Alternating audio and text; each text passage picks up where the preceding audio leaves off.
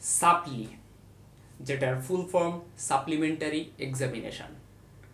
তো মেডিকেলের পোলাপানদের কাছে বা মেডিকেল স্টুডেন্টদের কাছে এই ওয়ার্ডটা খুবই কমন একটা জিনিস, বাট যারা নতুন মেডিকেলে আসে তারা এই সাপ্লি নামটা শুনলে খুব ভয় পায়।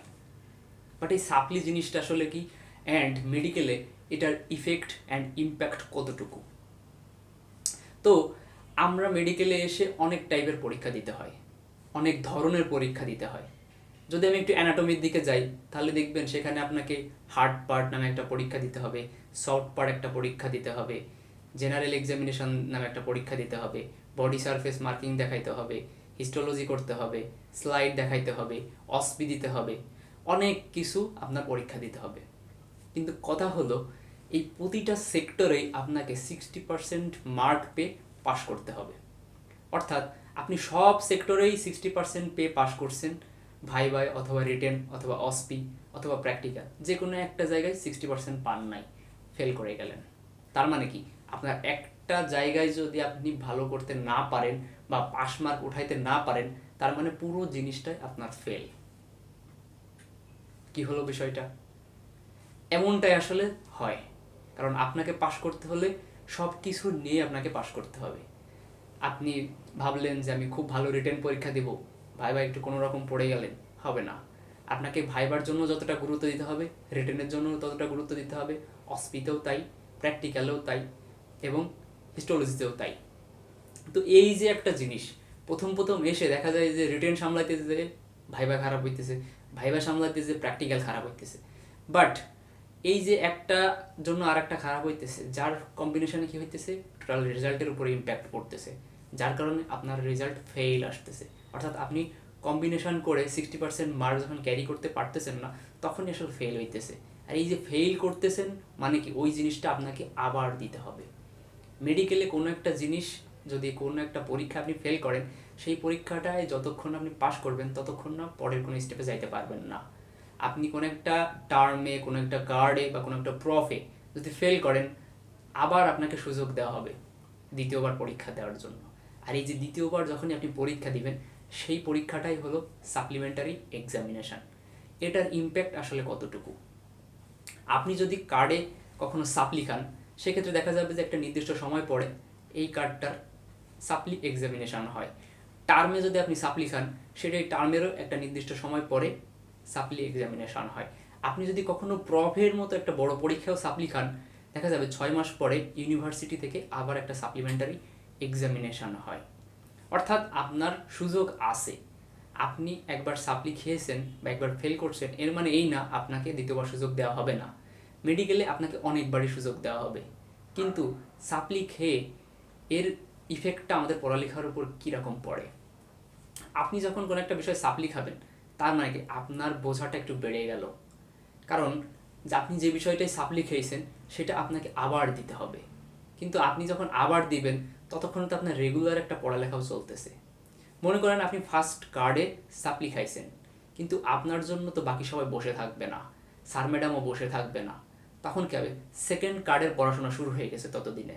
তো আপনার ফার্স্ট কার্ডে সাপ্লি আছে, এদিকে সেকেন্ড কার্ডও চলতেছে।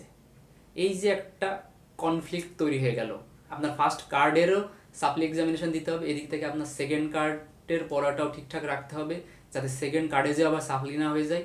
তো এই জন্য আপনাকে তখন আবার একটু ডবল পড়াশোনা করতে হয়, মানে সেকেন্ড কার্ডের জন্য পড়াশোনা করতে হয় ভালোভাবে, এবং পূর্বের যে ফার্স্ট কার্ডের সাপ্লিটা রয়েছে সেটার জন্য পড়াশোনা করতে হয়। তো এটা দুইটা সমস্যা, এক হলো আপনার মেন্টাল প্রেশার বেড়ে যাবে, দ্বিতীয়ত আপনার সেকেন্ড কার্ডের জন্য যতটুকু সময় আপনি পাইতেন, দেখা যাবে সেটা ভাগাভাগি করে আপনার ফার্স্ট কার্ডের জন্য দিতে হবে। এর ফলে একটু সময়ের হিসাব আছে, অর্থাৎ আপনি সেকেন্ড কার্ডের সময় কম পাবেন।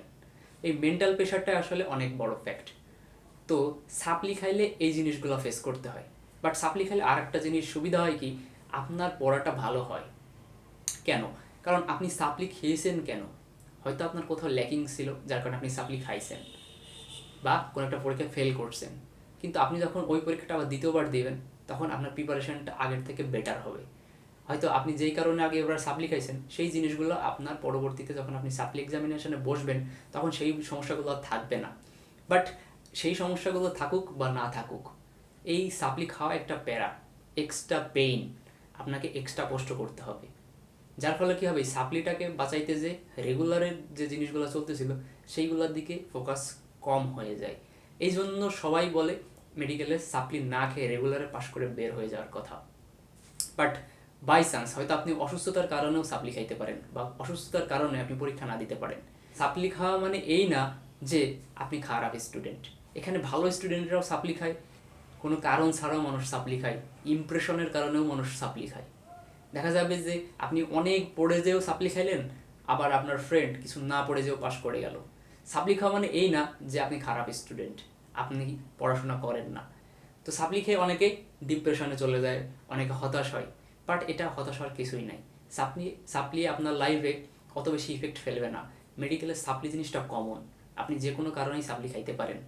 কিন্তু কথা হলো, আপনি সাপ্লি খাওয়ার পরে যেই কারণে আপনি সাপ্লিটা খেয়েছিলেন সেইটা থেকে আপনি নিজেকে ইমপ্রুভ করতেছেন কিনা, এটাই মেইন ফ্যাক্ট।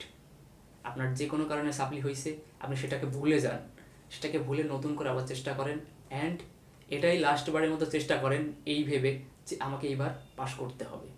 তাহলে দেখবেন এই সাপ্লি আসলে কোনো ফ্যাক্ট না।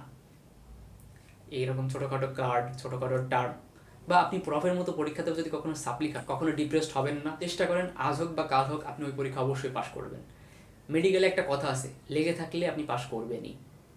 আর সাপ্লির সাথে আপনার পরবর্তীতে পোস্ট গ্রাজুয়েশন বা অন্যান্য ক্যারিয়ারে কোনো ইম্প্যাক্ট ফেলে না।